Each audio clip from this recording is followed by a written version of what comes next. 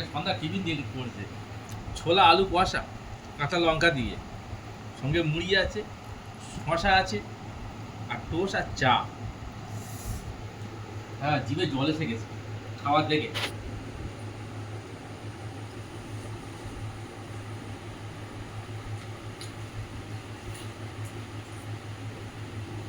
একটা হাত কাটা।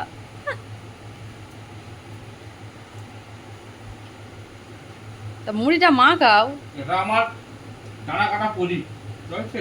এই দেখো আঙুলটা কেটে কি করেছে দুবার।